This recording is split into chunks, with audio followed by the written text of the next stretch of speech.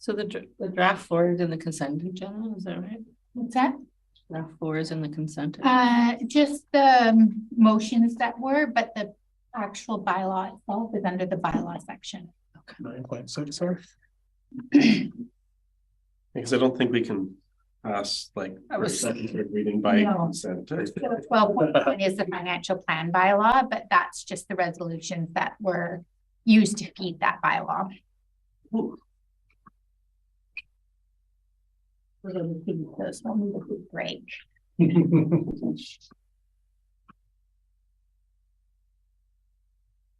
We all ready to go, Roger? Yep, everybody is ready to go.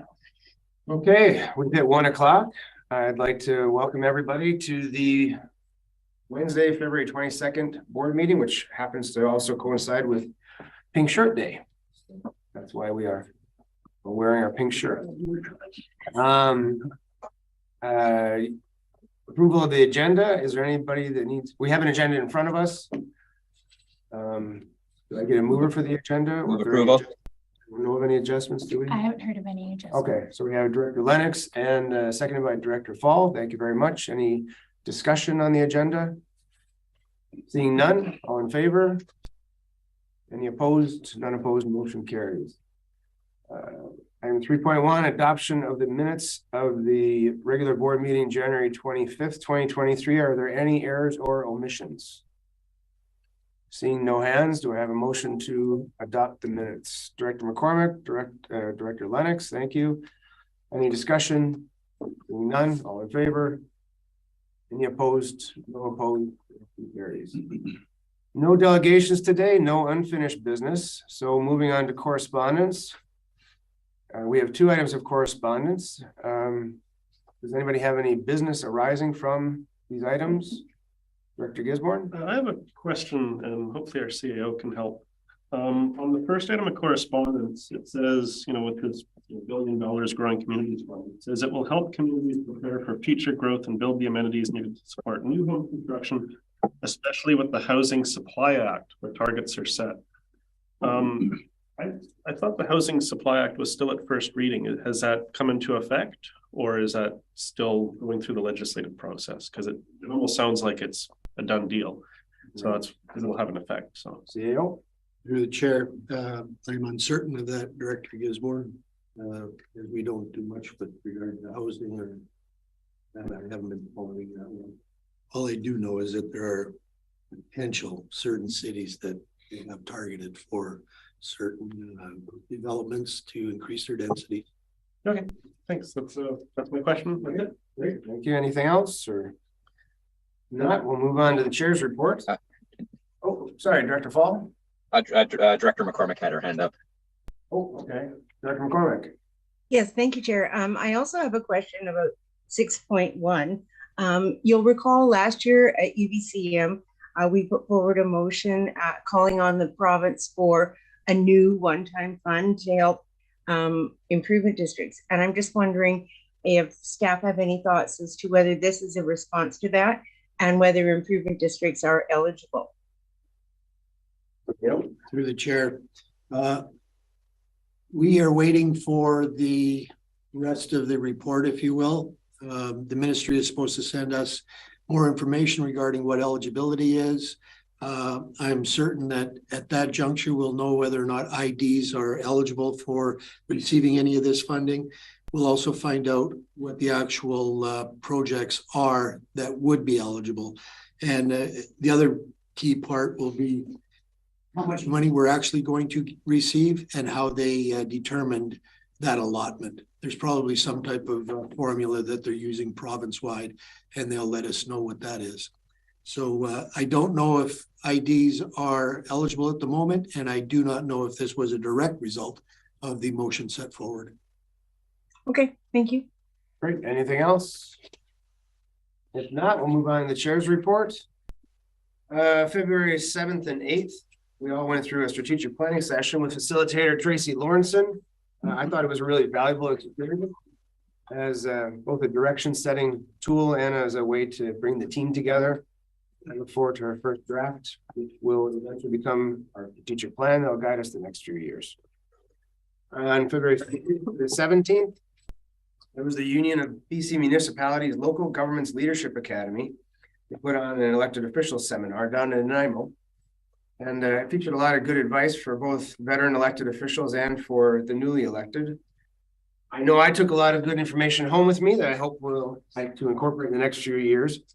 One item that I thought was particularly interesting was that the Municipal Finance Authority doesn't recommend that directors review budgets in a line-by-line fashion, and instead suggests that the board set the levels of services that are offered by the regional district, and then leave it to the staff to determine how we meet those levels. So the board is then guiding the ship, essentially, to use an analogy that the CAO likes to pull up once in a while, and the staff determines how to get there. So each department manager would then determine, I guess, how to define what the service levels are, and we'll go from there. I understand the process could be met with some resistance at first, but I really see benefits in the long run. So who knows, maybe we'll look into that.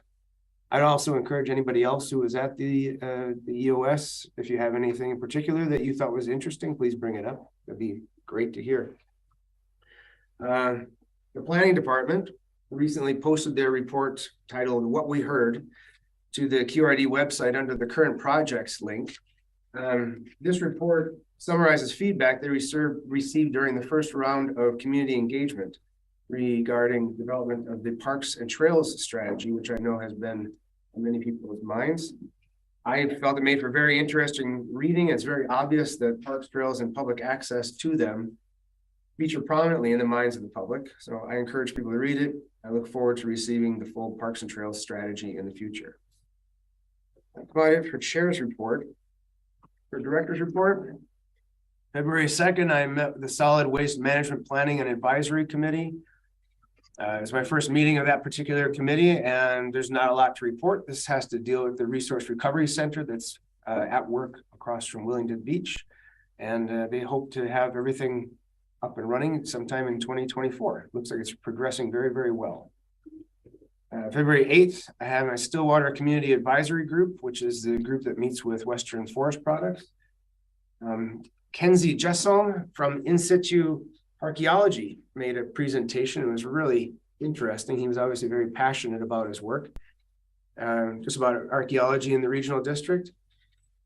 He's called upon when there are concerns in the region about development and logging, and there's very legitimate reasons, because there are archaeological sites just everywhere around here. It's pretty amazing when you look at the map displaying where they found different artifacts. February 11th, library trustees. We've got some new members on the trustees, and they seem to be working out really well, bringing some good ideas to the table.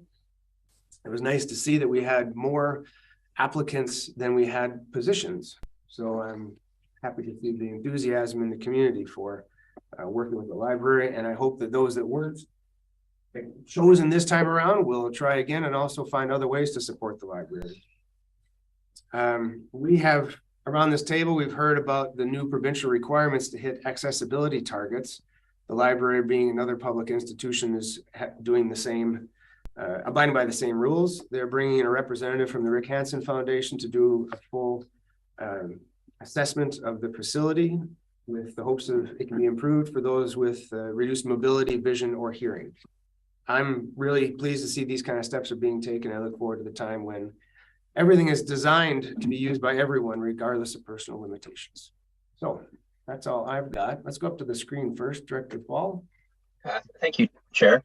At the end of January, the Vancouver Island Regional Library had its AGM and elected a new chair, Erin Hemmons, who is a councillor for the city of Nanaimo.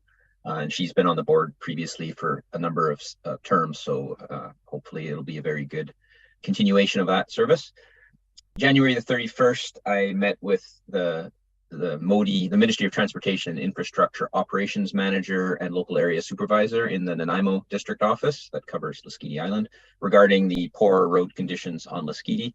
While little will likely be done until the weather dries out and gravel can be brought to the island, both were open to create a road advisory committee with some community members and the local area supervisor, which I intend to bring to the Lasqueti Community Association. So hopefully we'll have some better communication with the ministry and with the contractor.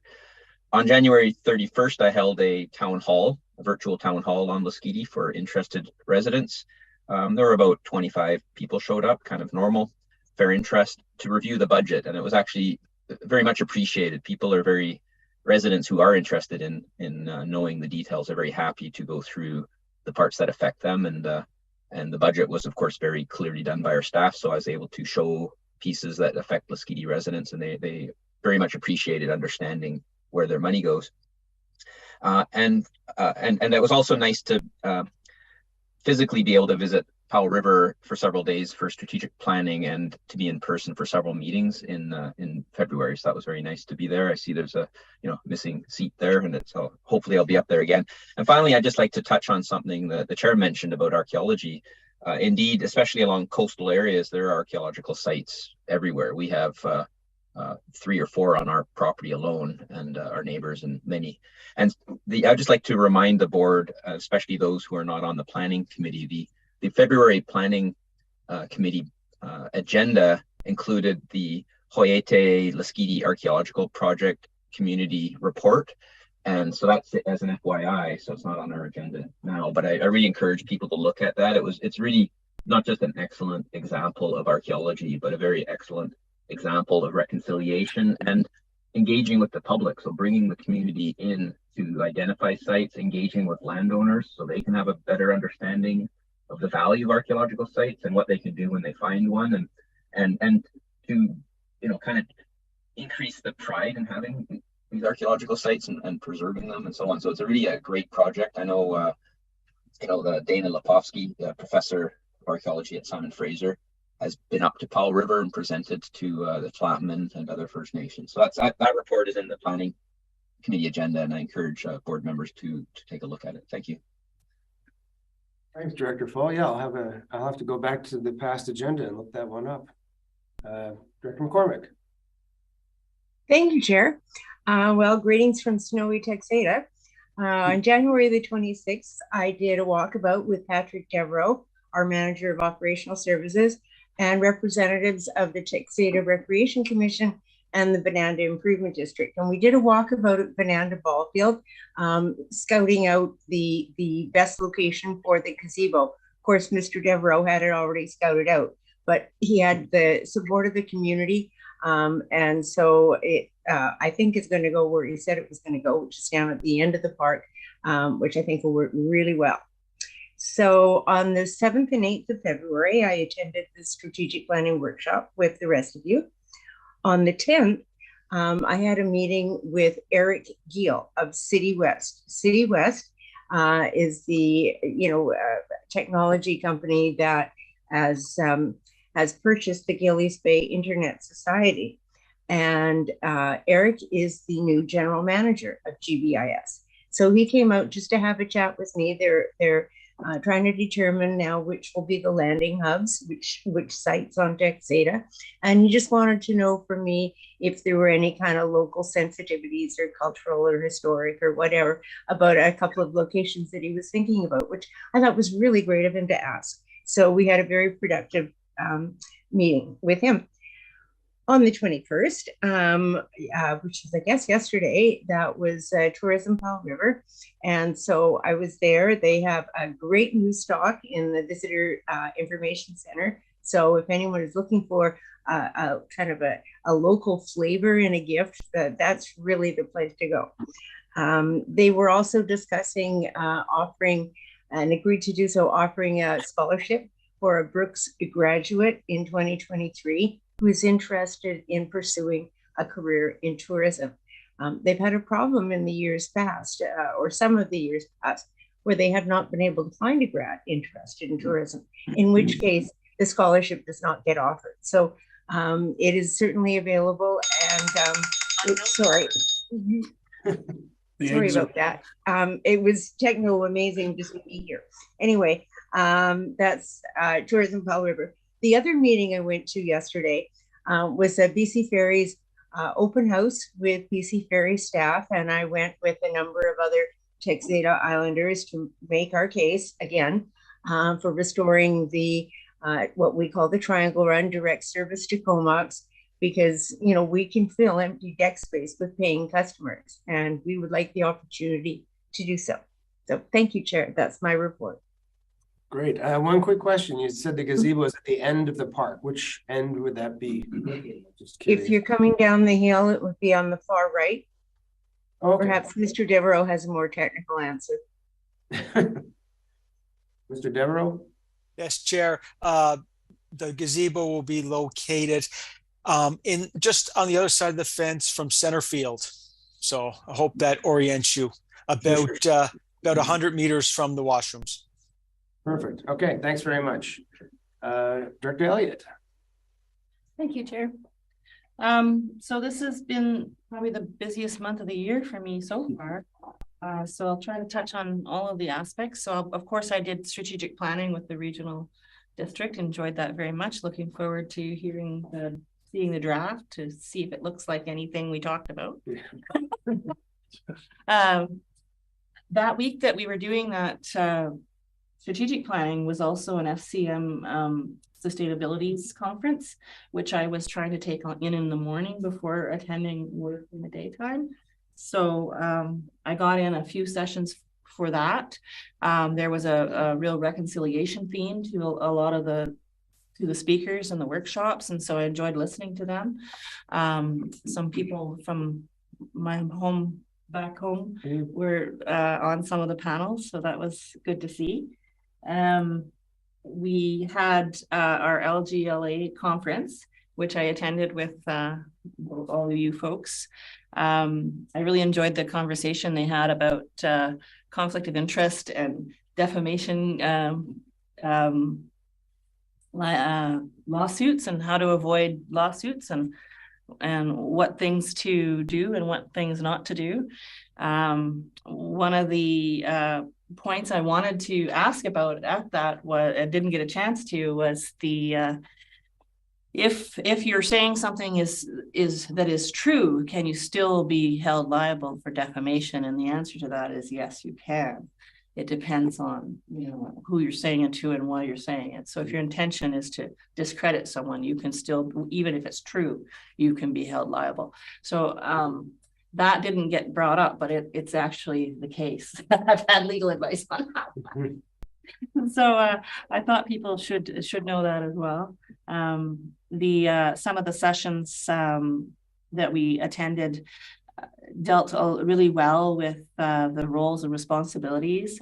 I also thought the point around budget discussions being centered around service levels could be applied very well to community engagement, where we talk about, do we need more or less grass mowing? Do we need more or less parks? Do we need more or less of this or that? That could get a better sense of input from the public as to what they're expecting. Do we need more or less recreational services, things like that? Do we repair things like boat launches earlier rather than later? Things like that. Rather than talking about only money, we can talk about what it is we're trying to do for services. And I thought that would be a better conversation and get us much more meaningful input from the public. We also had our BC Ferries advisory committee meeting with the BC Ferries folks. So that was my first time attending that particular forum. It was yesterday. I thought it went very, very well. We did talk about the lack of lanes at Texada at the Blubber Bay area. And I thought that we got some really promising answers. And I got the card of the lady that was there. She's the manager of all the terminals in our region.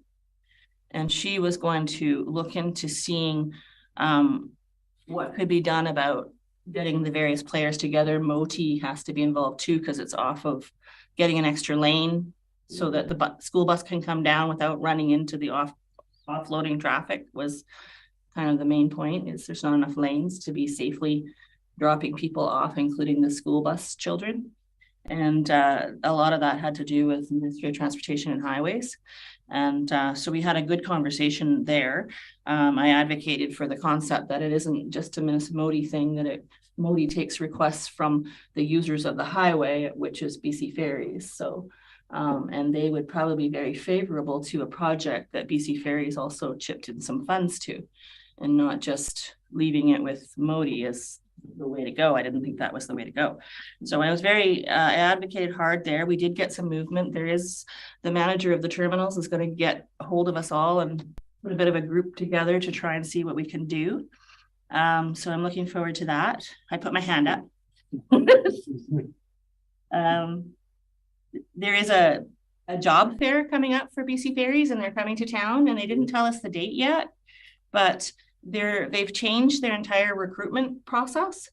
So they're not doing seasonal employment anymore. They're going to be doing more all year round part-time, because they're having such a hard time filling their vacancies, because people are looking for more security in today's climate. And they're going to be doing job fairs to explain this entirely different way of recruitment and different types of jobs that people can get into. And they will come to Powell River, they said. So keep your eye open for the date on that. And I think that their new model could be pretty beneficial for folks, because it gives people a better idea of what their hours are going to be, and they can be all year round, not just in the summer, and maybe get more hours in the summer and less in the winter, but still you're an employee with a proper part-time position. There was an awful lot of talk about the medical assured loading in the TAP forms, and the TAP forms does not assure you loading. It pays for your trip. If you need assured loading for an appointment, you have to make sure that you go to your doctor and get what's called a medical assured loading pass. And that gets you on the ferry and to your appointment. If you don't get the medical assured loading pass, then you're not assured to get on. You're kind of need reservations or make plans on your own. So as far as I know, the medical assured loading needs to be signed off by your doctor. So you may have to work with your medical office to get in some kind of an emergency appointment to get one of those if you have short notice. But just so everyone knows, if you really need to get there, get one of these medical assured loading things signed off. There was a lot of other talk for that, and I don't think that I need to. There is thoughts about changing the way they ticket. So if you ticket at Horseshoe Bay, they're going to give you a ticket all the way through Powell River, if that's where you're going. And then the idea behind that would be that they can track more data around where people are going and why. Well, where they're going mostly, because right now there's always a struggle around how many of the folks are coming through to Powell River are being impacted by the things that we say are impacting us. Well, the data doesn't support that. Well, are you gathering data? And the answer is, well, no. Okay, well, so that the idea was they thought maybe they could change the way they ticket to gather better data in that regard. So we asked if you could do that coming from Texada and going through to Vancouver too, because that's also a problematic thing, getting from Texada and then on the next ferry and the next ferry.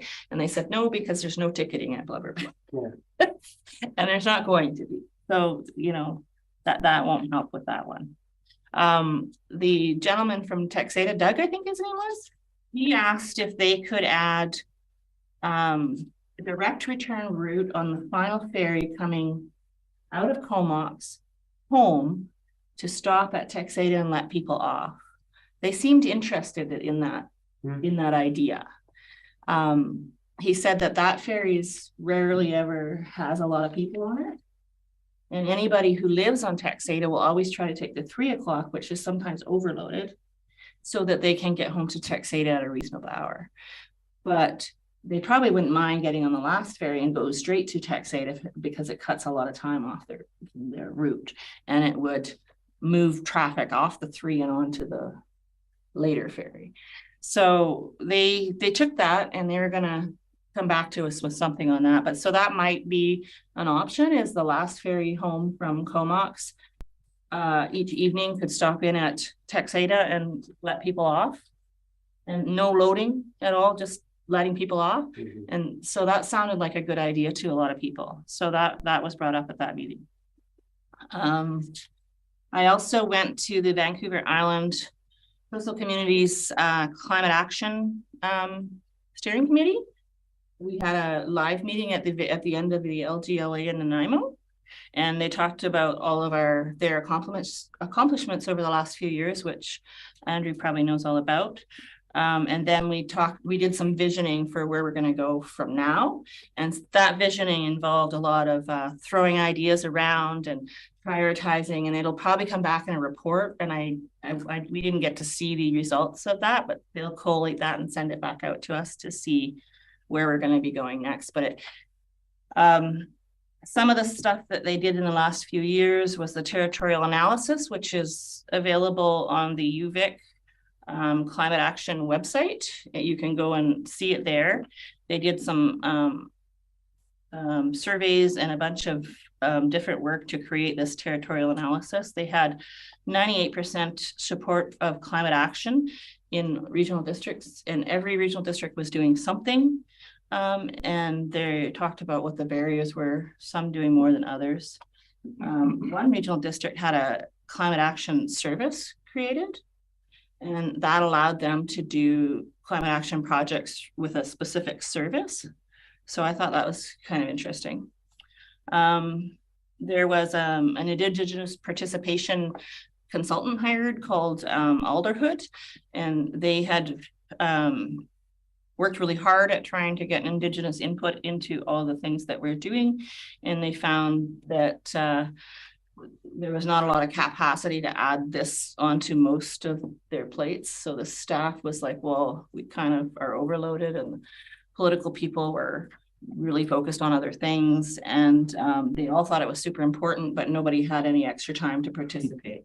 So what they are looking at doing is a summit kind of a thing where people can get together, and that's coming up. I don't know. I didn't write that part down, but I'll get back to you on that one.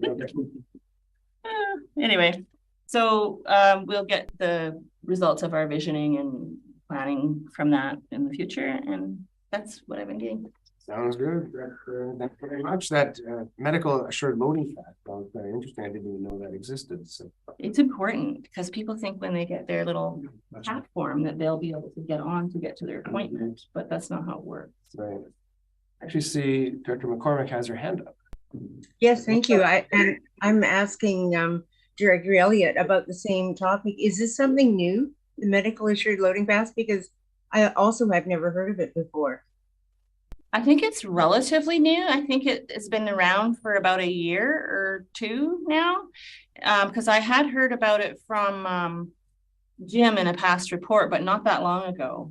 And I don't think it's been around all that long. And I think it was something they came up with to address the problems people are having with getting onto a ferry when they have a medical appointment. And they didn't want to provide assured loading to everybody with a TAP form, because some people with TAP forms aren't even traveling on the day of their appointments, and some people can adequately make reservations and don't require any kind of special assured loading. And a lot of people with TAP forms are not more urgent than some of the other people who have been trying to get on the ferry. So they thought that there was a high number of TAP forms out there being used, too high to provide assured loading for everybody with a TAP form. I don't know that that's necessarily a good approach. But anyway, there is this medical assured loading that is another step that you can take to make sure you can get on. Okay, good to know about. Yeah. Dr. Gisborne. Oops. Yes. Yeah, I did have a follow-up, Chair. Okay. And that is to say, well, it's interesting that BC Ferries didn't tell anyone about it. So I'll just let that thought sit there. But the other thing I wanted to raise was when you talked about the ticketing plan. They say that Texada wouldn't be included in their monitoring, ticketing thing, because we don't have we don't pay at Glover Bay. But the reality is, in going from Horseshoe Bay up to Powell River, you don't pay at Earls Cove either. There's no ticketing there. So I don't know how they can say that when they're trying to do it in an area that has the same issues. So thank you. Yeah, it's an interesting point. And maybe from Horseshoe Bay, they could actually ticket right through to Blubber Bay. But it's when the starting point doesn't have ticketing that it's the issue, I guess. The same thing is there, you know, where they ticket from the start and they don't know where you're going to end up. That's the data they're missing. So maybe they could do it one way and not the other. And one way would help because at least you know in one direction. Yeah. But that's a good point. I'll bring that up. There is one more piece of information about BC Ferries that I need to tell people because I don't think they know. And that is when BC Ferries cancel the sailing and you are left stranded and can't get home, and the reason is because the boat broke down or there wasn't enough staff, it's a BC Ferries related issue, not weather. They will give out a little card that tells you how to keep your receipts and get your money back. They weren't able to put it on their, because we've asked them to put it on their website so people can click on it and figure out how to do that, and apparently they can't do that. But they're going to hand out cards now. It tells you how to get your hotel reimbursement, some meals, whatever it is they're going to cover. So just like an airline, when it's their fault, they're required to do reimbursements. Wow. And so they're going to have a process for doing that, and they'll have a little card to hand out to affected folks. So if you come down and you've seen that the ferry's canceled and it's for a reason that, and you can't get home, and it's for a reason that it's a BC Ferries fault, get one of those cards and follow the directions on it, and you can get some of your expenses reimbursed to you. Good. So that is also really important. Yeah, thanks very much. Director Gisborne. Yeah, one of the things about BC Ferries coming up from Vancouver I've always found frustrating is they don't priority load the Power River residents that are going all the way up to Earls Cove, and they go like, oh, we don't know how to do that. I lived on Denman Island. They do that for Hornby Island. So you show up and you say, I'm going through to Hornby. They say, okay, all the people to Hornby go into this lane, and then they get loaded onto the lane, and they'll even radio each other to be like, yeah, the last 3 cars are such and such. And then the next ferry, they get a whole block that shows up, and they go, okay, that block is here. And one of the main reasons they did that is when you've got local traffic and through traffic all mixed together, you got people, you know, going a nice comfortable speed because, you know, they're on island time, I guess. And then you got the other folks that are driving like mad, and it causes huge traffic safety issues. So that's why over on Denman Island, they said, you know what, through traffic, this lane, loaded onto this lane on the boat. So I still don't understand why BC Ferries won't do the same thing for us. That was a topic of conversation. Yeah. And the restrictions on space and availability of lanes to separate that out in the Horseshoe Bay side is apparently just too difficult. So they have very limited ability to do that on the Horseshoe Bay side because of the cliff and the lack of space and the Nanaimo and Langley and all the number of ferries that they're running. Yeah, and so that was the answer to that. Yeah, I imagine it's something they're looking at. I'm sure it's been brought up. Yeah, no, you're not the first person to mention that. Okay, moving on, Director Gisborne. Okay, Director's report. I'll try and stay awake. It's been a very busy month on my end, not just with meetings, but also on the farm. So if I start to drift off at any point in today's meeting or not make sense, that's kind of the reason why. On the 6th, I attended the Power River Farmers Agricultural Institute AGM. I had a scheduling conflict with the Agricultural Advisory Committee, so I didn't make that meeting. However, at the parfait, there was pretty much the whole committee there, and they quickly filled me in on what had occurred there. Result of that AGM, turns out I'll be serving another year on their board and will be coordinating this year's fall fair. The date is to be determined. On the 7th and 8th, I attended the strategic planning session held by Tracy Lawrenson, as the rest of us did. A great session. I expect a report will be coming forward to a future meeting. It was like, I can't recommend Tracy highly enough. There is an item in her presentation that I felt is very important, and it even affects an item on today's agenda in regards to the code of conduct. And it was the slide that Tracy had put out, which was the 5 dysfunctions of a team. And it's from a book, and on the left, it's like how the team can be dysfunctional And on the right, it's how the team can be functional. And the foundation of that pyramid is trust. And then the next one is conflict. So it was interesting because conflict is part of a functional team. But if you don't have trust amongst your team, then when you get to your conflict, it can spiral out of control, grow legs, and rampage across the entire organization. So that's something that I was really kind of taken to heart, and I would like to kind of discuss that a little bit more when we get to our code of conduct item. On the 15th through the 17th, I attended the LGLA in Nanaimo. And while it is geared for first-term elected officials, there is also great value for returning elected officials that Director Brander also brought up. All kinds of great sessions. Two ones that really, struck out to me, or not struck out, stood out. That's the right term. My sleep. One was the code of conduct, and it's a growing topic at our conventions. And we've seen some interesting patterns emerge over the last term, and I intend to discuss that more when we get to our code of conduct item on the agenda. The other one that I found interesting was at the planning session, because there were two concurrent sessions. One was like regional district structure and the elected officials. And then at the same time, there was a planning session, which was geared mainly towards municipalities. And I went, I'm going to go to the planning one. And there was a slide that popped up, and it was other regulations for housing. And I can give a copy of this to our staff.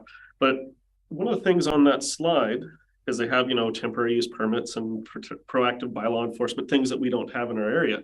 But one of the items they had was flexible density measures, use floor space ratios versus units per hectare. And I was like, hey, that's what we were talking about the planning committee. So that was it was a really good session. Finding about how more dense municipal areas conduct their planning, because we have kind of very different framework in the electoral areas, but it is also good to see where the municipal side is going, because that always affects like provincial government frameworks that they come out with, like their Housing Supply Act. What else do I have? Oh yes, on the 19th, I attended the Powder Rod and Gun Club executive meeting, and a decision was made to host a range day in early June. Date and more information will be coming out in the next couple of weeks, I presume, and most likely we'll also see something in the paper or Cadet Living in May. The Nootka issue also sparked a number of phone calls from concerned residents, both in and outside the neighborhood covered by the zoning bylaw. There was even some people that called about, floor space area, lot size coverage kind of things. And, I'm getting a call from a friend up on Nootka, and I go, so is this about grasshopper developments? And they go, oh, I haven't even looked at the sign. I'm just curious about other things. So it's a growing conversation in the community, and I expect to hear more from them. And another big piece of news, and I also got to thank Director Fall on this one. When we had our delegation, they were asking about the Arishuk Trail, which is provincial land and Ministry of Transportation jurisdiction. And Andrew was also quite helpful with getting them to say, look, go and talk to Reno. And the residents they talked to Reno about the Arishuk Trail. And I got a phone call from Reno while I was at LGLA, and they're planning to clear the alders at the entrance of the trail to make the entrance more visible and clear. And then they're going to determine where the lot lines are. The residents are organizing to maintain and improve the trail. And Reno and the Ministry of Transportation are planning to put a street light there for more visibility around the mailboxes and the trail entrance. So, hats off to the residents up there that are organizing, and they want to make that trail even nicer and do improvements. And so I'm real impressed by them. And I know that some of them asked, and sometimes they ask pretty hard, but. And I think that's the end of my report. I might have forgotten things, but I'm pretty half asleep. So okay, thanks very much. That sounds great. The community involvement up there for improvement for everybody. Yeah. Director Lennox. All right. Well, not bad for sleep deprivation. A few things. Another busy month. In no particular order, I met with our MLA on the 30th. I met with him several times over the past. I'm getting old now, a couple of decades, I guess, and good discussion again, just to touch bases on all things provincial.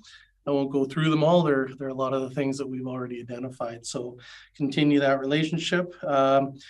Went and had a nice breakfast with the Vital Signs group in town at the Cranberry Senior Center. It was an 8 a.m. start. Good thing they fed us and gave us some coffee. You know, I was just looking through the report again. It is just so fulsome with a lot of data that you can answer people's questions with, whether it's housing or social needs or, you know, any number of things. So I learned a ton when I was there, and the report's really well kind of written and easy to read. So I encourage you to check it out if you haven't. Lund Community Society, unfortunately, last night they had their regular meeting. I wasn't able to attend, but they have their AGM this Friday and a potluck. So I'm gonna, I don't know what I'm cooking, but I'll try to attend. And that group's been very active and a lot of activity, obviously, with the new rec center and the process that's underway. ICIP, we had some technical difficulties with the Savior Island Committee. And what didn't get the invite in time and that sort of thing, but we think we figured that one out. There wasn't a ton of discussion, and I'll let Mr. Devereaux report on anything that came out of that. 7th, 8th, strategic planning. I thought that was, you know, it was my first go, and wow, you know, you kind of on the first day you think, where are we headed? And then it all came together. So I agree. Ms. Lorenzen was very good. I will say she did rehash some of her jokes at the LGLA in her session, so we listened to a few of those, but she's a smart cookie, so that was very interesting. As I said, the LGLA, for me, again, as a first timer, almost like every session that I was in, I pulled some good nuggets out. The first day and a half, it gave me a bit of comfort, I wanted to say. I think I told some of you that we're, you know, this regional district appears to be hitting on all cylinders as far as, you know, code of conducts and strategic planning and financial. So, you know, the topics that came up, I was thinking, okay, yeah, I've heard about those, or we've been underway with those. And again, it was good to know that we're heading down a path. You can tell that group's very helpful with other resources and things that other areas are doing, and a lot of sharing. Met a lot of you know, neat people from all over the place. And you know, again, looking through the agenda, pretty much every single point was hit on. And though I guess the one that stands out to me was the 3 mayors that got up, and you know, long-term experienced politicians, pretty young folks, but their description of life, especially being mayors in those larger centers, wasn't always super positive, but I really liked the way that they handled it, and I hope that I have the same capacity to handle it myself. But that whole thing about reaching out to other people that are doing it, it's a small group. I thought that was really important because they know what you're going through.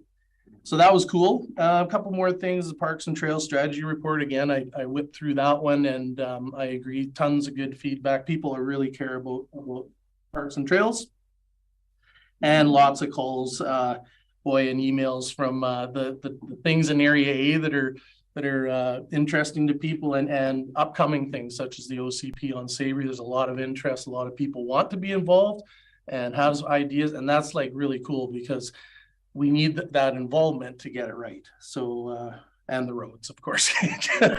So I also probably forgot a couple of things, but that's my report for today. That's great. With all the stuff going on in Area A, I imagine Friday might get pretty lively here. Good. Hopefully, you know, a few glasses of wine probably help. But Director Dowd, finish us off. Okay. Well, went to the same place as just about everybody else did. The strategic planning session was interesting. We spent a couple of days doing that, and was we had a good consultant working through, and we talked about all kinds of things. There were thousands of stickies up on the board, and I'm looking forward to seeing the final result of that.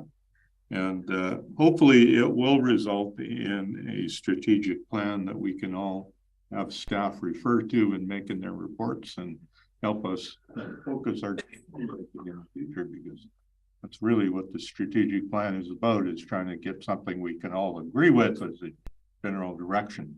So I'm looking forward to seeing what the result of that was. Doing a similar thing for the city. We just had a one-day starter for the city, and we'll be addressing it again.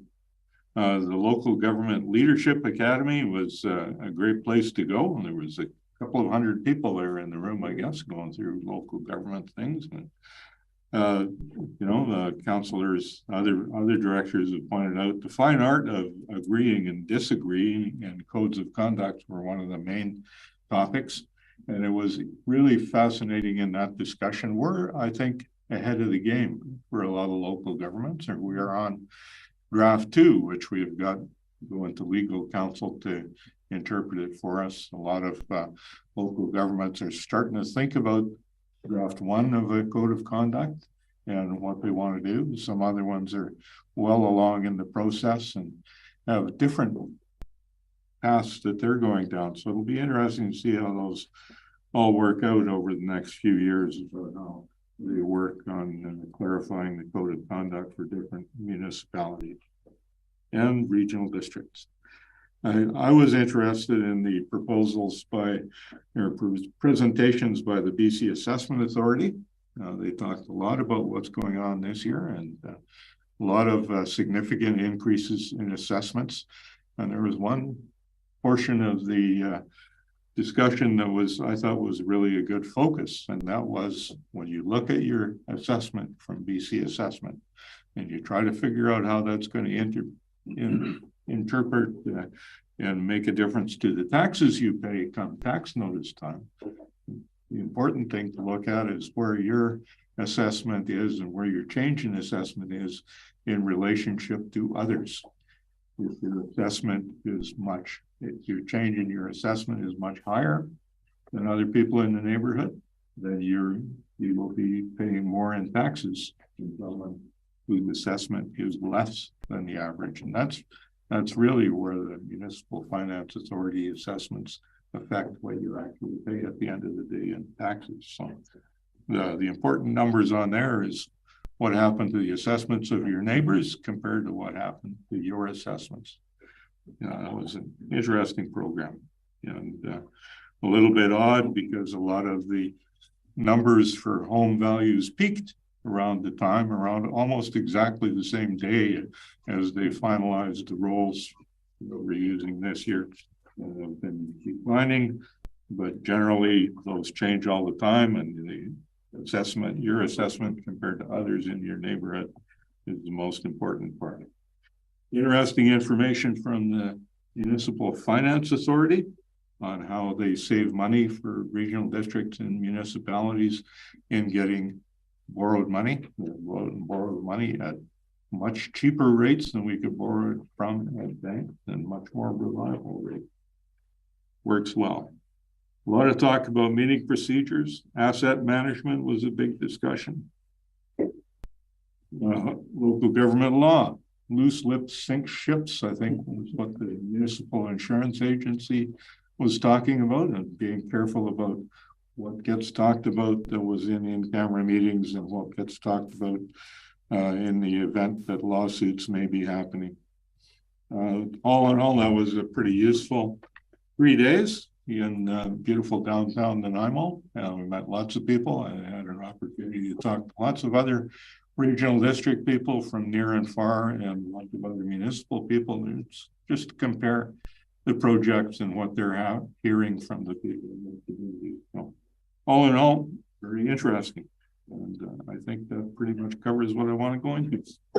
Thank you very much. There's one point you made there I want to reiterate, I guess, that I've noticed, and other people mentioned it around this table as well, that we go to these sessions and I realize that our regional district is kind of progressive and it's ahead of the game in many of the issues that are brought up. For instance, asset management, code of conduct, emergency management, strat planning, workplace safety. These are things that other regional districts and local governments are getting into, and there's stuff that because of the CAO and the staff, we are already engaged or have already put some of those things behind us. So I just want to give commendations to the staff and the CAO for keeping us ahead of the game.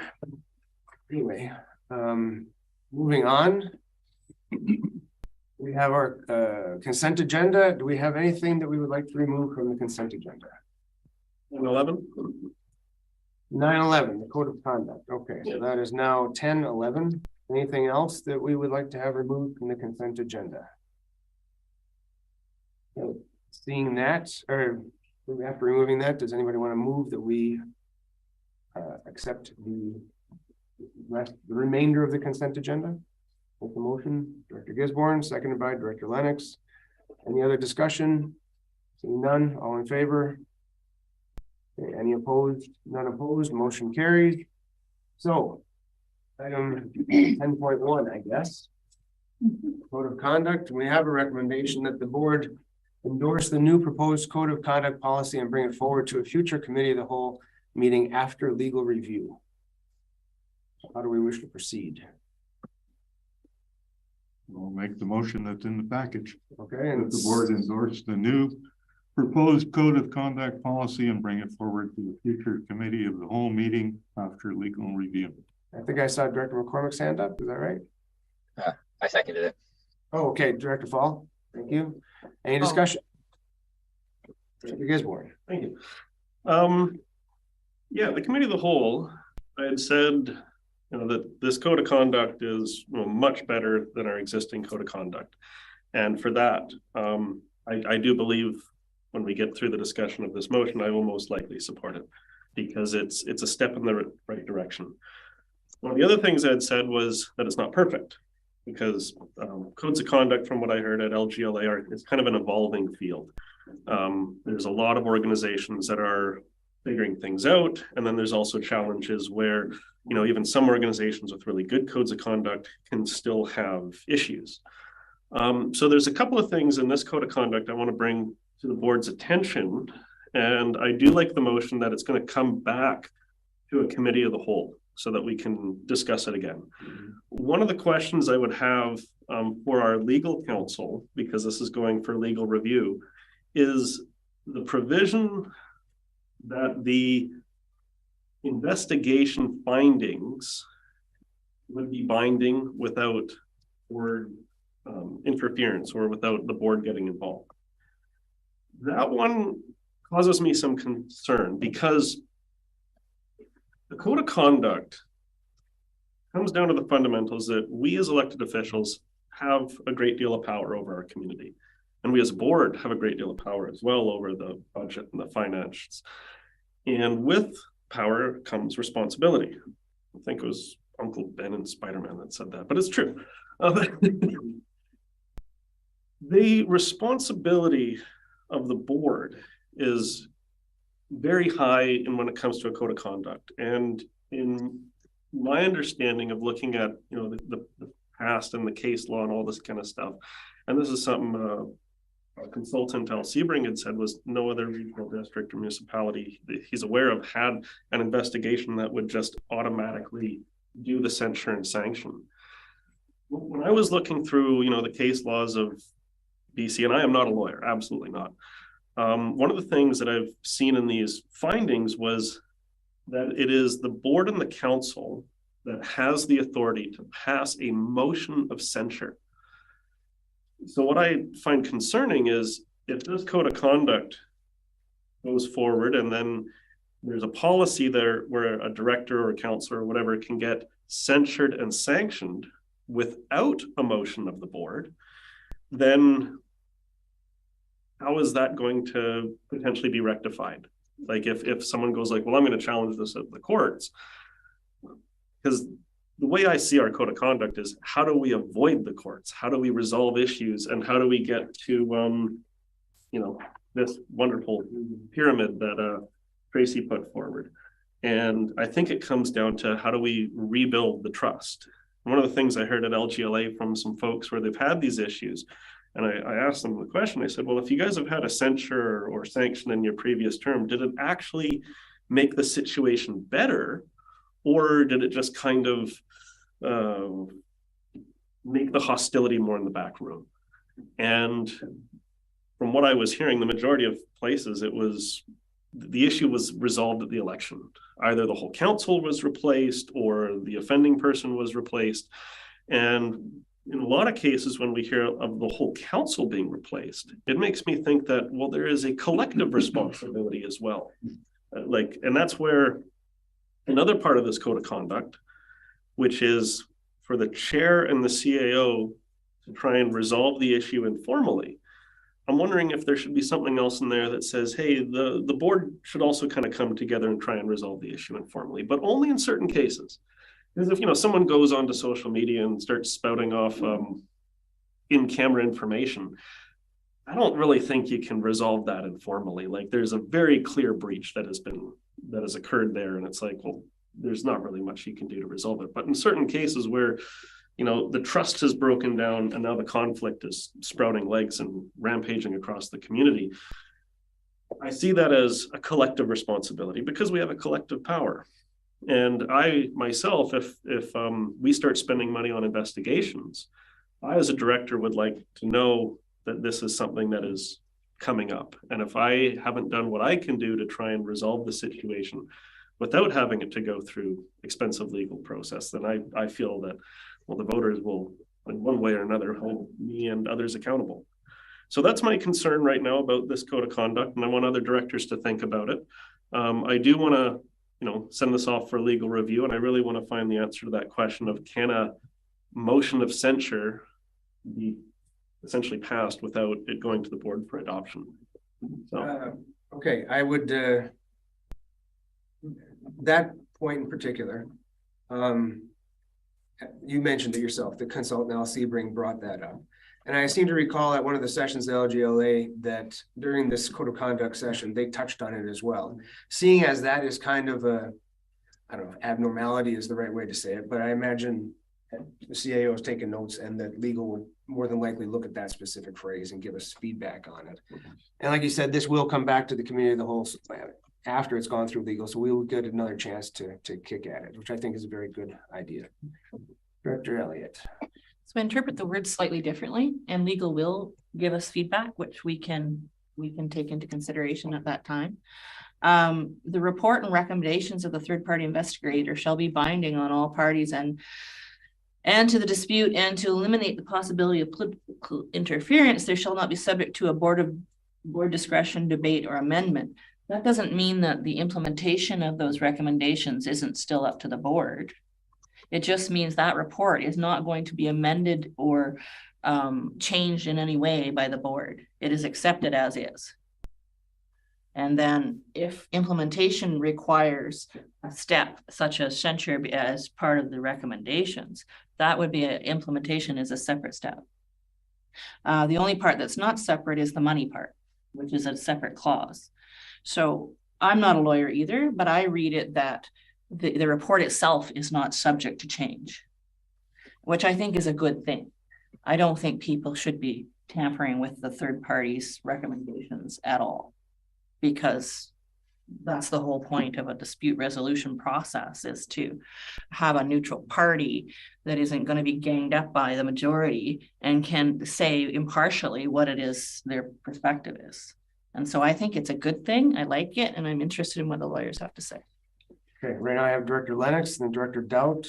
Yeah. Anybody else who's to speak, but throw your hands up whenever you want to. Director Lennox. Yeah, thanks. And I saw this as well, and it did come up at the LGLA, and I took a little note, so I'm glad we're talking about this. And when you read it, it does direct the investigator to provide recommendations, and then later on it says that the report and recommendations are binding. So I think it is an interesting discussion and legal feedback, and it was clearly identified from our recent academy training that might be a difference. So that's all I have. Thanks. Director Doubt. Yeah, and a couple of things. First off, in the discussion that we had with our consultant going through the recommendations for code of conduct, we discussed this. And the reason to have that report be binding was to avoid what many see as a threat of political decision-making on behalf of members of the board, to try to remove the politics from the situation, to get an independent third party when it gets to that stage, to look at it, to review it, and to make an independent decision on what the action should be. And I think it's legally supportable, and the chair has said he's going to ask the staff to make sure they answer that question. And that's a good idea. But you know, I think the point of having it binding was to avoid political conflict on the board and to avoid the situation where it becomes a discussion in the community about which side is stronger and which side should win and which side should lose. It's to keep it done in an orderly way. And there's lots of opportunities in this code to resolve things before it gets to an investigation and to deal with it that way, which I always think is a smarter idea, is to resolve your problems as early as you can. And on the comments of trust, the fact is that when a board gets together, the only people that can build trust is the people on the board need to build that trust among themselves. There is no code of conduct that could ever be written that is going to create that trust. It simply sets a framework. This one, I believe, targets early resolutions of those, targets informal solutions, and sanctions are the last thing, and I don't think anybody ever wants to see those. I'm looking forward to the report from legal counsel about it. We'll see where we go from there. Great, good points, everybody. Director Fall. Thank you, Chair, and I'll be very brief. It's a very interesting discussion. I have full confidence that our lawyer, will provide us good advice, because there seems to be two separate pieces here. One is issues around whether or not anything fetters our vote, which of course would be not legally allowed, and our lawyer would point that out. If there's anything in the code of conduct that would imply fettering, making a decision that is actually statutorily required of the board, our counsel will point that out, versus whether or not there are aspects that we would like to be binding that do not count as fettering. And that's actually a choice of what we want to include. And Director Dowd clarified very nicely why, what we discussed at the code with the consultant. But I think the lawyer will focus on the former, and then it'll come back to us, as we know. And I think it'll be really useful to help clarify this, so we would know whether or not what we're able to do in the code of conduct is legal. And then it's up to us of whether we really want to do that and want to continue with the way it's worded to ensure that the nuances are that it isn't open to interpretation. I think we really need to know that when we're reading it, it's well understood by any objective, reasonable reader what it says. Thank you. Great, thank you very much. Any other discussion points, or Director Gisborne? Second. Yeah. I really like the comments I'm hearing around, concern about potentially fettering the vote. And I think it was Nanaimo, which was a real trailblazer in this regard because of some of the issues they had. Won't go down that path. But what they ended up doing was having it where the report that is provided by the third party comes to their board or council and then is made public. And then whether the board or council decides to actually do censure or sanctions or follow the report, then it's becoming transparent to the public. So if the board says, we're not going to follow the report, well, you then have to be accountable to the voters when they're going like, hey, you had an investigator, it's all out there. So that's another potential option where it's like you get the report. There shouldn't be any interfering in a third party investigation. One of the things, though, that I didn't mention that I think is rather important about our code of conduct that I think should be added would be an appeal process.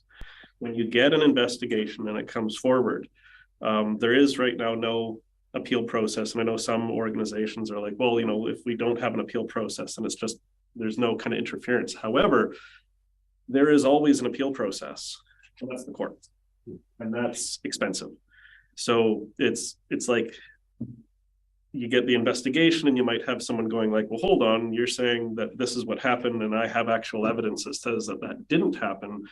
And therefore I want to challenge, the censure or sanction, and therefore they could then take it to the courts, and that just gets expensive for everyone. And it is really challenging to try and decouple the political aspect of a censure, because all the appeals of censures. I think there was, Grand Fork, no, not Grand Forks, like Prince George. There was an issue down in Port Coquitlam and White Rock and all these kind of areas. And the courts, they tend to look at a censure as a political issue. It's a matter of the legislative body, and the courts, they don't want to get involved in politics because they're like, look, we make sure administrative fairness, but they don't want to interfere in a legislative process because it's that whole impartiality of the judicial system. So that's where I think it is going to be really challenging to try and separate a censure from the political process, because they're kind of tied together in their history. So anyways, that's it from me. Thank you. Thanks very much. Any other points or not? We'll move on to the vote. We have our motion and we have our seconder. So all in favor? Any opposed? None opposed. Motion carries. Moving on to resolutions. Application 11.1, application for simultaneous official community plan and zoning bylaw amendment for 7406 and 7440 Nootka Street, Electoral Area B. We have a recommendation in front of us. I'll move the recommendation. How do we want to proceed? Director McCormick, thank you very much. Seconded by Lennox. Any discussion? Gisborne. Thank you, Chair. I think I said all I wanted to say at the planning committee meeting, and I don't want to just sound like a broken record. If I was on the other side of this, I would host a public information meeting before going and doing, traffic impact study and service capacity analysis, just to see what the community's appetite is before, spending this kind of money, because, these kind of studies and analysis, which doesn't cost us, it costs the developer. But I just see that as adding an expense to them. And from what I've been hearing, I don't hear a lot of support in the community to go from 1 dwelling per hectare to 12 dwellings per hectare.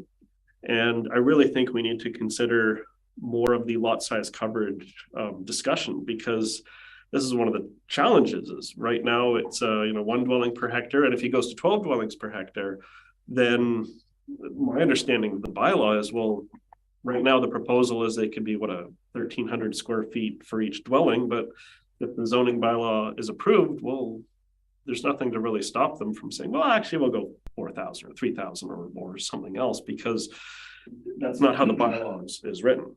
And that's why I don't support this motion. Okay, thank you very much. Any other discussion on this? Director McCormick? Yes, thank you, Chair. I do support the motion. I think it's important that we go, the studies take place, and also that the information meeting be held to get the opinions of the existing resident. It's a tough one because it is a huge increase in density, yet on the other hand, we're told we desperately need more housing. So finding the right balance in that mix, I think, will be furthered by the recommendations contained in this motion. So I do support it. Thanks. Okay, thanks very much. I'll say I also support it.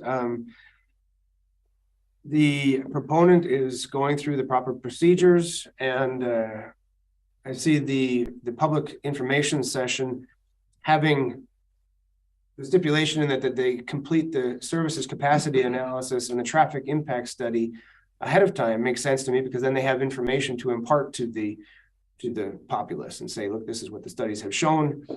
I mean, whatever they want to do ahead of time as far as gathering public information, that's entirely up to them. But for us to endorse this, or receive the application, I should say, not endorse it, I like what the staff has laid out here. Any other comments? Director Lennox, do you have anything? Or sorry, Director Gisborne, second time around. Yeah, one of the things we heard at LGLA was one of the aspects of leadership in local government is making decisions without all the information, with, in some cases, imperfect information.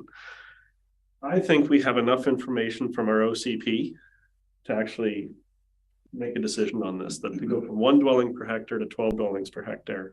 The OCP says we want to protect the rural area, and that is a priority of the natural environment over the built environment. This proposal puts the built environment over the natural environment. And I absolutely agree with Director McCormick that we do need more housing in our area. And that's where I heard, a number of phone calls about, the potential for residential flexibility of lot size coverage rather than, dwelling units specifically. And I have noticed quite a few people in the rural areas that have actually created additional, dwelling units and motorhomes, fifth wheels, tiny homes throughout the area, but they're not covered by a building permit or a zoning bylaw. So, we don't really have that information. And that's where I think it's really hard for our manager of planning services, Laura Rodden, because we don't have that data.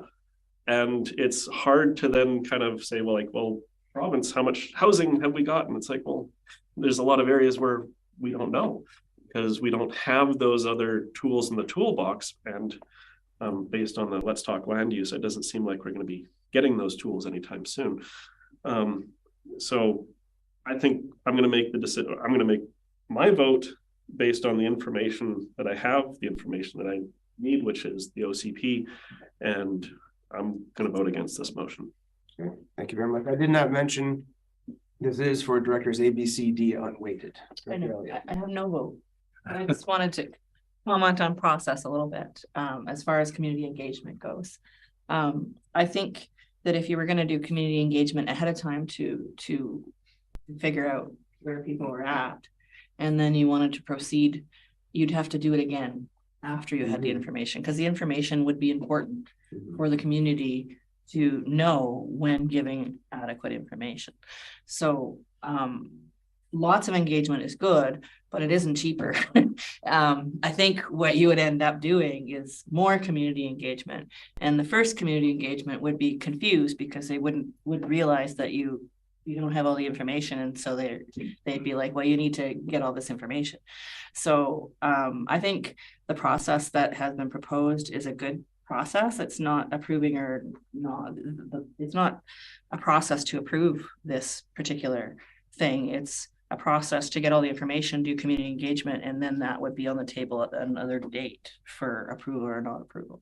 So just so you know that you're not approving this at this juncture. You're approving requiring some information and a process that lands on community engagement after the information is gathered. And I think that that's perfectly okay. It's more cost effective that way. Any other discussion? Director McCormick. Yes, thank you, Chair. I wanted to speak a second time on this because I see that in the recommendation before us, there's nothing to prevent the applicant from obtaining the results of those two studies and then going to the public information meeting. So I think that could all kind of be done at once. This particular issue, Chair, interests me because as we increase density, and this is going to happen again, not just in Nootka Street, but throughout the region, there's going to be people in the neighborhood who are genuinely concerned about how it's going to impact their lives. So it would be interesting to follow this, see how the public feels about it, but also follow it as a board to see how we deal with the results and how we try to move forward an agenda which supports new housing and still respects the quality of the neighborhood's concerned. So this is a really interesting issue. Thanks. Yeah, good points all around. So I think we'll call. Do you have something or? No. You just anyway, all in favor of the motion in front of us? Any opposed? Director Gisborne opposed, motion carried. Great. Moving on to bylaws. 12.1, we have the financial plan bylaw in front of us. Would somebody like to read that? So moved. I'll read it. That the board give first and second reading of the 2023 to 2027 financial plan bylaw number 586/2023. Do I have a seconder? Director Elliott. Any discussion? Director Gisborne? I have a question for our staff. Our strategic planning report, is that coming before us next month? CEO? Through the chair. I happened to touch base with Ms. Lawrenson at the LGLA EOS, and she said that she's working feverishly on putting together the draft, but I don't know when we're going to get it. Okay. The reason I bring that up, I know it's different from our budget, but one of the things I've always heard is that an organization's strategic plan is found within their budget. You can put something in your strategic plan saying this is a priority, but if it's not in the budget, then it's not going to grow legs and have action. Our financial plan bylaw, please correct me if I'm wrong, is due at the very end of March. So if we were to postpone this by 1 month, we're still going to be okay for the province. And hearing at the LGLA about our budget process, we should be setting more of a service level rather than going line by line, has given me some thought onto, how do we move forward? And I'm thinking that we should have, have this item go before a March finance committee meeting, where we can have another bit of a kick at the can, discuss service levels, figure out, do we actually want to do the changes? And if we do, and how does this tie in with our strategic direction? We can, because of course we did the strategic planning session. What I think was it before or after our meeting? I can't remember. I think it was after. And that's where I'm wondering if there is any support to, take this to our March finance meeting, and then discuss it in terms of our strategic priorities, and then kind of look at it through that different lens that we heard at the LGLA, where we, rather than looking at line by line, we go, what is our overall, direction for service delivery? Okay, thank you. I'm going to make a comment about it first. The comments that we've heard around here about service levels and a different way of looking at the budget, I think that is interesting and potentially has legs, but I think it's something that we have to look at more in the long term and prepare for it. At this late date, to go in and look at the budget in a whole different way and potentially tear things apart again, I think that's rushing things too much, and I think it would, I don't like to rush things. So for me, I think this year we should proceed just as we have in the last many years. I mean, it's the 5th one I guess I'm a part of. And then talk about and potentially make changes going into next year's budget so we can be prepared for it. That's my thoughts. Director Doubt over here, and then Director Elliott. So I think from the beginning, when we started talking about the financial plan and the budget for 2023, I think way back in the summer of 2022 and throughout the fall of 2022, some of the earliest decisions that the board made was on service levels. And that has provided a background for the work that has gone through the different drafts of the budget to create it. I think the advice that was given at the LGLA was to directors and what they should think about when they're going through the budget process. I tend to agree with the chair when he looks at that as being advice on how to deal with future budget appropriation and future financial plans, because that's an effective way to look at it. Look at governing the regional district by looking at the service levels that you want to have and not focusing so much on the one line about one service in one particular corner of the regional district. And that's good advice. But I don't see a point in delaying this financial plan bylaw any further. I think it's reasonably good governance to get it done as soon as possible. And we've had lots of discussion on what we should want to change in it. So I prefer to pass it as it is and get along with the next steps that we have to do, because frankly, I don't think this is the right point to say, let's reconsider everything in the financial plan in the next month. Thank you, Director Elliott. Oh, thank you, Chair. Well, I appreciate the concerns that Director Gifford has. The amount of analysis required to do a good job of that conversation isn't available in that short period of time. So even though it seems to be, possible, it wouldn't be good for qualitative information and a shift in how we're looking at the budget, because what service levels we're looking at usually happens like in the summer, and staff prepare for months and months to get things presented in the way that they do. And to assume that they could just all of a sudden present it with a service orientated way for our discussion is just not on. It's not a good thing to ask for, and I wouldn't support that. But my question is to do with the recreational services, and it's the same amount as last year. And I know I asked this question before, but I was pretty new in the regional district at that time, and I wanted to just ask the question. So that is because there's a service agreement in place, and it sets out the amount to be the same for a certain period of time. And inflation is up, everything's going up, but the amount that the regional district is contributing to the rec center is going down, or not going down, but going down by virtue of not keeping up. So when is that open for renegotiation, just for my information and for the public's? Ms. Greenland. Thank you, Chair. Through the chair, the agreement expires at the end of December 2023. So it's up for negotiation in 2024. So we would be dealing that in our next budget. Okay. Thank you so much. Director Fall. Thank you, Chair. I'd like to first say I really appreciate all the work that's gone into this bylaw, but also the financial plan that's backing it. I think it's a huge amount of effort by all of our staff, and in particular our financial services staff. I think it's really good, and I'm glad to see it come before us. I think I'm ready to move forward with this. I think it's pretty nicely finalized here. I do really like the idea of applying and strengthening our view of service levels when looking at the budget, and maybe even looking in more detail. I really appreciate those comments, but I think that's something that needs to happen way earlier in the process. There's simply, that's something to do at the beginning and carry through.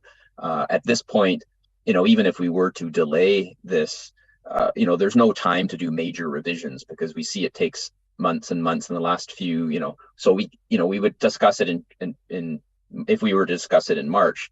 When would the changes happen? We'd have to have multiple meetings to make any changes. I think this is finalized as far as I'm concerned, but I do like the idea of keeping this idea of keeping service levels in the forefront for the next round. I think that's a good idea.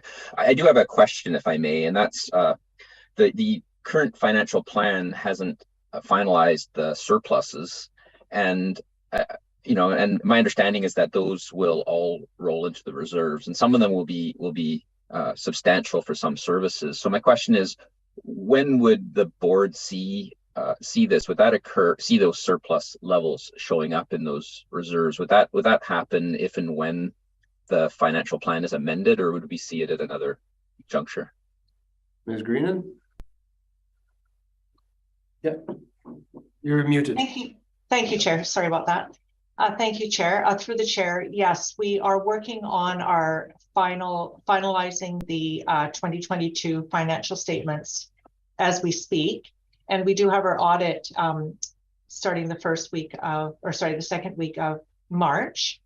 So we should know shortly after that, and you will know what our surpluses are when you see the audited financial statements. And then once the audited financial statements are approved, then we will come forward with an update of the financial statements year to date, and that will solidify where our reserves are at and what the surpluses were for 2022. Thank you very much. Thank you. Any other discussion? Director McCormick. Yes, thank you, Chair. I sympathize a little bit with where Director Gisborne is going, because I feel that it is a rushed process. However, I support all of the work that's gone into developing the budget, and I support moving forward this year with this particular motion. But I also want to echo support for your suggestion that we do have another look at how we do this down the road, and I would definitely be in favor of doing that. So thanks, Chair. Great. Yep. Thank you all. Director Gisborne. Yep. Second pick up again. Yeah, my suggestion of bringing this forward at the March committee, there's a number of reasons. One, the LGLA is still fresh in our minds, and the budget is right before us. So we could potentially bring it before us at a March finance committee, and we might make no changes, but we can look at it with different eyes. In the past, I know that there's been a lot of times the financial plan has been kind of down to the wire, because the the budget process would usually start, I think, in January. But in the last term, we changed that to start it earlier. So, once again, hats off to our financial services staff, because they're doing an incredible job. And now here we are in February, and we've got draft 3 of the budget. Like, this is wonderful, because I remember, decades ago, there was like infighting because it's down to the last meeting, and like, no, this has got to go and this has got to go. And I'm sure at the time the staff were pulling their hairs out going like, you want me to make all these changes and I have to bring this into the province. So I'm really happy with this process. My suggestion is more of like, are there a few other things that we as a board can look at this with different eyes? And one of the things, another aspect is on our correspondence, the first piece, which is where there's $1 billion of Growing Communities Fund, but we don't really know like what things are applicable or not. And I think if we bring this forward at the March Finance Committee meeting, we might actually know a bit of what these grants are being requested, and maybe then we can adjust a few things, because there could be money to help some of the other projects along. But whether we do it in March or whether we do it the next time around, I'm just happy that we can look at it with different eyes rather than nitpicking line by line, that we can look at overall service levels. And I'm also looking forward very much to the conversation about the recreation facility. I know that's one of those challenging topics for my entire life. So looking forward to that conversation. Thank you, Chair. Ms. Greenan.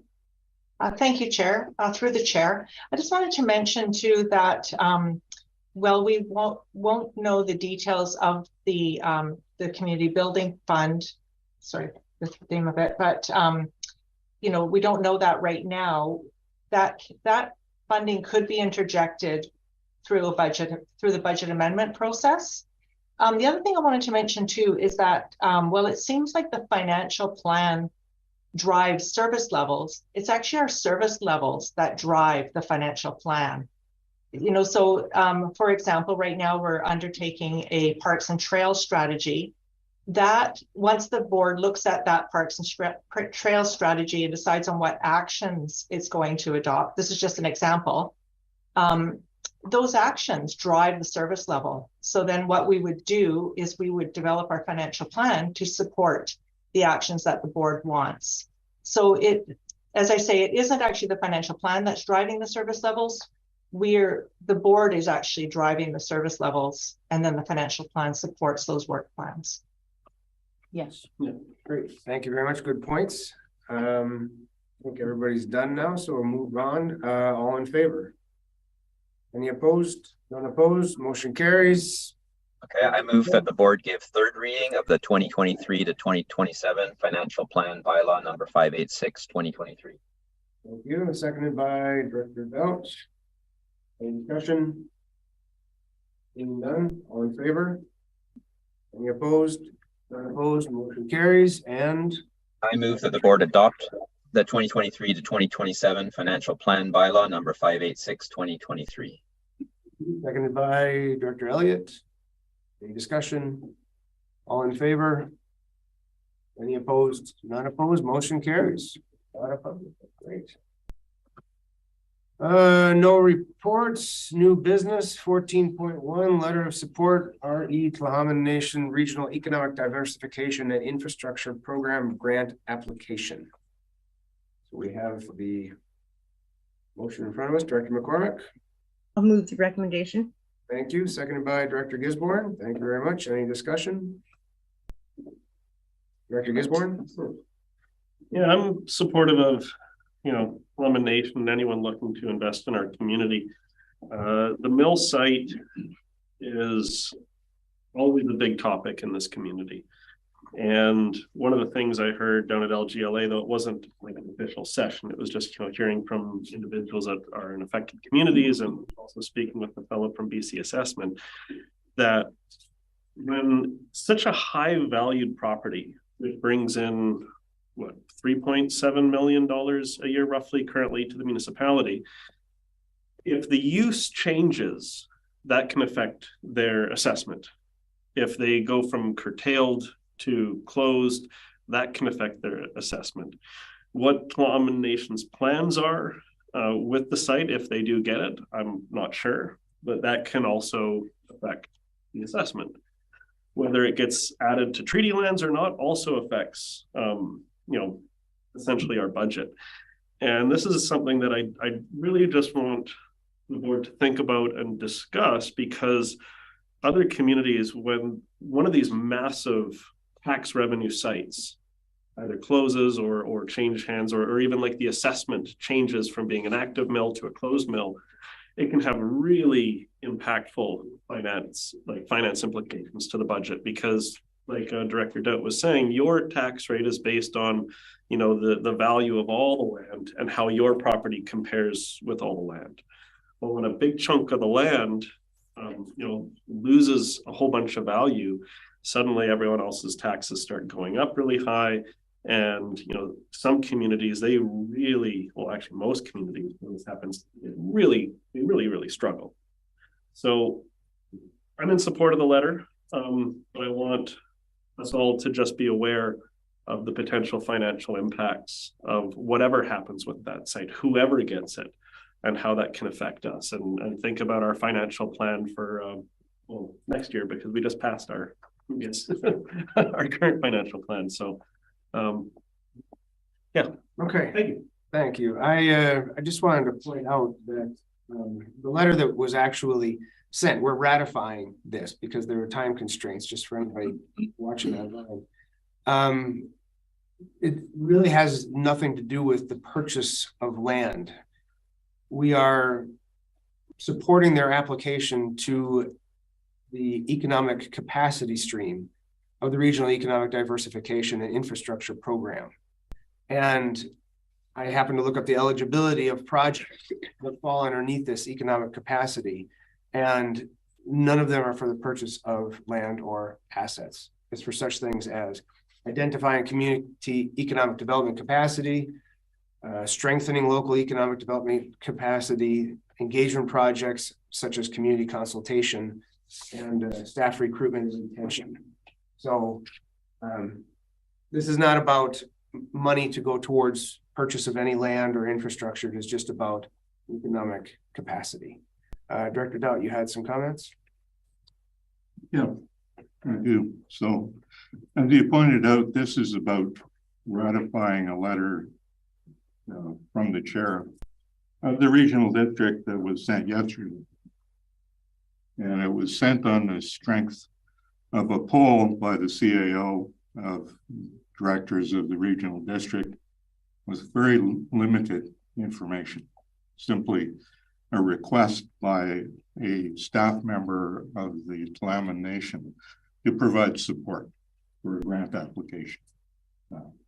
More information is in today's package explaining that. The chair has just provided a great deal more information that the board didn't have in making the decision. My reply to the CAO was that I didn't have enough information to make a decision on the request. And, my discussion or my vote is going to depend on more on the process and the information that people had in making the decision. I think it was short of what we would need. Director Gisborne has pointed out that that is probably the land of the Two Squat Mill that is owned by Catalyst, is the largest taxpayer in the city of Powell River, pays 17% of the taxes that the city of Powell River receives at the same time, and the assessment of that property contributes to the tax revenue that the regional district gets from the city. And in order to approve the letter, I would have liked to see more information on exactly who was doing it. The information that you've given us in the last few minutes is the kind of information I thought would have been useful when we were discussing it in the first place. I also object to the language in the letter that says it goes without question that we would support a request. And I think, you know, we really do have to honestly think about what it is we're doing. I support reconciliation. I support the Tla'amin Nation's efforts to economic reconciliation and to be able to strengthen their community and do it. But I think this is a situation where the result of this grant could affect the finances of the regional district and the city, and I hesitate to support it without more information. So that's what I'm doing, and it's the process I'm against and the lack of information to make a valid decision. Okay, thank you. I appreciate your concerns. Any other comments? Director, did you go once already? You did. Yeah, I went once. So Director Elliott and then Director Gisborne. We didn't actually get to see the wording of the letter when we asked our opinion, and I wanted to say I thought this was a really nice letter. I support this letter. I think the wording is fine, and I don't think supporting Tla'amin Nation's ability to build capacity to be a player in our region's economy is a bad thing. So I like the letter, and I'm in support of it. And thank you. Thank you. Well done. I'll go to Director Fall and then. Thank you. I just want to concur with the comments by Director Elliott that I found the letter to be nicely written, and you know, it does support UNDRIP and DRIPA and reconciliation efforts. I think the chair made it clear, and just and notwithstanding, you know, that we may have wished to have more information when we were asked to express our opinions. That was the nature of the timing. That wasn't under anyone's control. But the letter, you know, it is really to support a grant application. So I think to support the Tla'amin for a grant for them to build some economic capacity is something I think really fits in line with our efforts at reconciliation and working with them. Thank you. Thank you. And Director Gisborne. Well, thank you. I absolutely share the same concerns as Director Dow. On Friday at LGLA, I get an email, and you know, the first line is, "Our discussions on T-Squat acquisition is advancing significantly. One of the applications we have in for capacity funding would benefit from a support letter from both regions, city, and QRD." And you know, it's on the agenda. But when I read that, I'm wanting more information. And then when I get an email saying like, well, do you support sending a letter or not? I don't have enough information. And my response, I kind of sat on it for a bit and went, well, actually, we should make that decision at this table.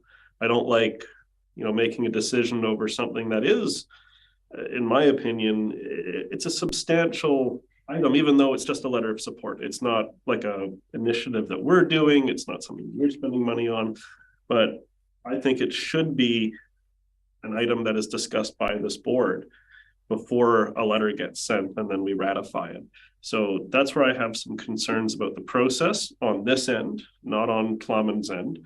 I think what they're doing is fine. My one, you know, concern or question would be that we got the request on Friday, and they would like they preferred a response or a letter by yesterday end of day. That's a really short turnaround, I think, for our staff and for our board. And that's kind of where, like, I want more information on kind of what's happening. And the information brought forward by the chair today, I think, is quite helpful. But that's where, you know, I want to make informed decisions, you know, kind of like the thing up on Nootka. It's like we want information to make decisions. Thank you, Chair. Thank you. And I just want to say I do appreciate the comments, the concerns that were raised. And I just want to say to staff, it's not like they were holding out and waiting at the last minute to do this. It was time constraints that were placed upon them. So we were all kind of in a tough spot, but I'm sure every effort will be made in the future to hopefully allow us a little bit more time when these sort of issues come up. Sometimes we just get, that's what we have to deal with. Those are the cards we're dealt. So we have the motion in front of us. We have a mover. McCormick. Oh, sorry, Director McCormick. Yes, thank you, Chair. I support the recommendation, but I also think that we need to have a better procedure for dealing with late emergent issues like this. And, you know, sure, I wish that we had more notice through maybe a Three Amigos conversation or whatever, but, you know, I think our procedures bylaw could, you know, could be updated to include a process for this so that we're not scrambling around the next time an emergent issue comes up, because there'll always be another one. So that's my thought. Thanks, Chair. Good point. Thank you very much. Everybody satisfied? Okay. All in favor of the recommendation? Any opposed? Director Doubt opposed. Motion carries. Thanks very much. Question period. Is Mr. Galinsky in the room with us? He's not in. Thank you, Chair. Yes, I am in the room. It took me a moment to unmute. That's all right. I appreciate the opportunity to ask a question. My question is with regard to the code of conduct, and I'm hoping that somebody can help me bend my head around it. The motion was that the board endorse the new proposed code of conduct policy. So the board has endorsed a new code of conduct policy as a result of the motion, and will bring it forward to a future committee, the whole meeting after a legal review. So I'm wondering, after legal review, if there's some other changes that are found, if the board will have to re-endorse the proposed or the code of conduct policy. And I guess send it back to legal. I don't know. That's a good question. CAO, do you have any comment on that, or? I suppose it would depend on how much, how drastic the changes are, but please. Through the chair, I would suggest that what the board has done is basically approved it in principle, and then that's why it's being sent to legal to make sure that it does pass the acid test. And when it comes back, it is then again available for the board to make any amendments to it that they believe should occur, and as well as consider anything that legal has suggested. I think it just might be a play on words, you know, the endorsement word, because at the end of the day, once it is a policy, they will adopt the policy. Through the chair, I thank the CAO for that. When I read endorse, I read adopt, and I guess I misread it. Go ahead. Also, with regard to the financial plan bylaw, just confirming, Chair, that it is unchanged from draft 4. Lisa, Ms. Greenan, do you have any comments on that? Anything to be updated, or? Yes, go ahead. Yes. Thank you, Chair. Yes, there are a few amendments that were proposed by motion at the draft 4 Finance Committee. So those have been incorporated, and what those changes are 1 second, please. Just you know here. So the changes are contained in this board meeting under the resolutions. For example, one of them is the correspondence from Lasqueti Community Association. So the contribution to the Lasqueti Community Association has been changed to $16,250 in this bylaw, and the contribution to the Kelly Creek Community School Association through the Area C Recreation, that also was changed to $55,430. And the other one was a contribution of $1,667 was included in the library budget for the Texada Island Library Association. So those changes have been incorporated into this bylaw. I thank the manager of financial services for that explanation. Those are my questions, Chair. Thank you very much. Yeah, thank you. Okay, after we're done with the question period, we've got an in-camera session. Would somebody like to read that? Sure.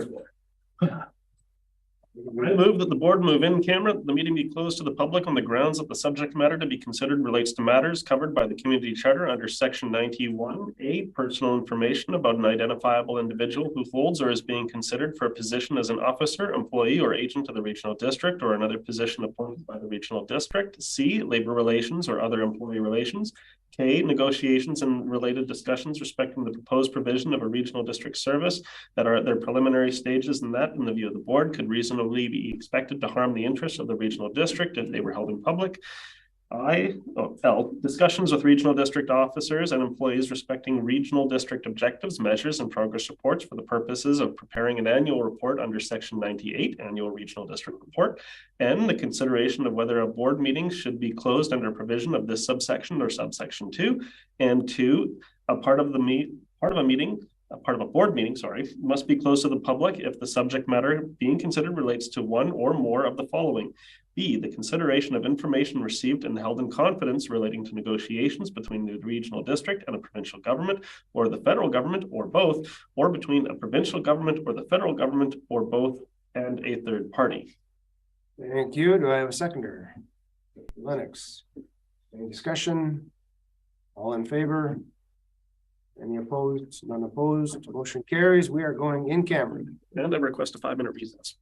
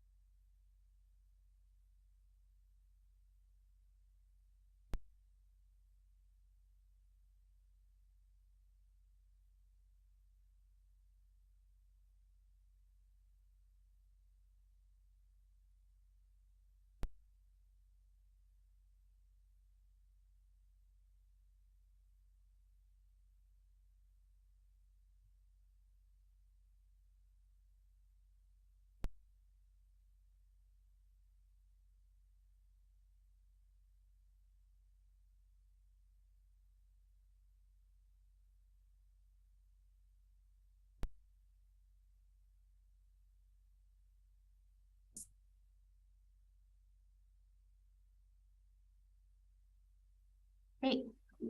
Okay, welcome back, everybody. We've got a rise and report.